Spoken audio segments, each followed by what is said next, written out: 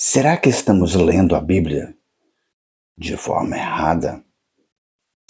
Eu quero propor para você que, de repente, a forma como nós estamos lendo a Bíblia, ela está equivocada. Ou, de repente, ela poderia ser mais aperfeiçoada.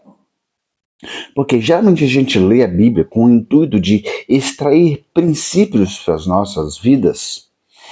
E isso se centra na nossa pessoa. A gente está centrado em entender para trazer benefício à nossa vida. Quando, na verdade, eu acho que o maior exemplo que nós temos para poder entender como a gente deve crescer, ele se encontra no livro de Hebreus. Eu quero compartilhar com você 3 pensamentos pontuais sobre como alimentar-se nas Escrituras. O primeiro pensamento é esse, é referente a comer, se alimentar das Escrituras. Em Hebreus, capítulo 5, o versículo 13 diz assim: quem se alimenta de leite ainda é criança e não sabe o que é justo.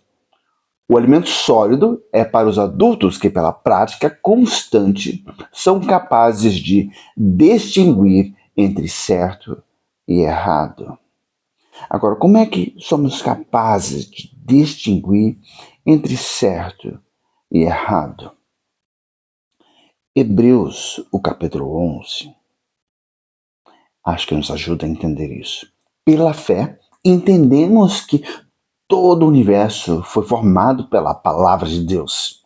Assim, o que se vê originou-se daquilo que não se vê. Sem fé é impossível agradar a Deus.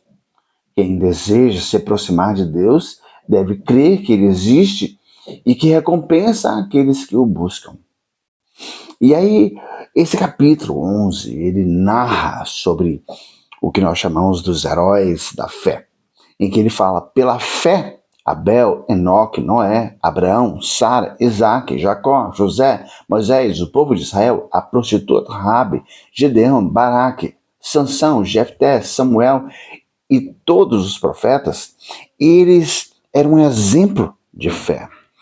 Pela fé em Deus, eles se demonstraram ser maduros, ter maturidade, mesmo com as suas imperfeições. Eles tinham algo diferente que de repente os outros não tinham. E como foi que chegaram a essa maturidade? Como é que se alimentaram para poder chegar a esse ponto que a sua fé era tão grande que era inabalável mesmo com as dificuldades? Acredito eu que a forma equivocada que nós estamos lendo as Escrituras é porque nós estamos querendo beneficiar a nós mesmos para que a gente possa crescer. Quando, na verdade, a gente precisa estar lendo as Escrituras para poder entender como Deus é confiável e como nós podemos confiar mais e mais em Deus. E que é a partir dessa confiança em Deus que nós crescemos, e não com o intuito de se auto-beneficiar, mas sim com o intuito de entender como Deus é tão confiável que a nossa fé pode ser tão absoluta, tão inabalável na pessoa de Deus, que tudo que Ele providencia, tudo que Ele fornece para nós, inclusive a própria pessoa de Cristo, é não somente para o nosso benefício, mas para a glória dele. Mas é necessário que creiamos, que depositemos toda a nossa fé, toda a nossa confiança em Deus. E quanto mais a gente estudar, quanto mais a gente conhecer o quanto Deus é confiável, mais nós estaremos crescendo, mais e mais estaremos nos alimentando de alimento sólido. Veja bem o que o versículo 39 diz. Todos eles, os heróis da fé que acabei de citar, obtiveram aprovação por causa da fé. No entanto, nenhum deles recebeu tudo o que havia sido prometido. Então, enquanto eles estiveram aqui nessa terra, eles foram aprovados, eles foram recebidos, eles foram abraçados pelo Pai. Mas o que eles esperavam não continha aqui.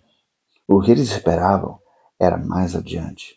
em nós também. Hoje, o que nós esperamos não reside nessa terra, mas sim na terra do porvir.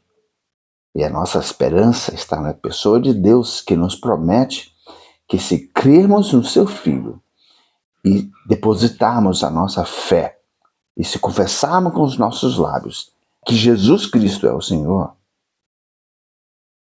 nós seremos salvos, perdoados, justificados, nos tornamos cordeiros com Cristo Jesus e somos filhos de Deus. A nossa esperança, a nossa confiança, ela está totalmente na pessoa de Cristo, que é providência de Deus para nós. Medite nisso.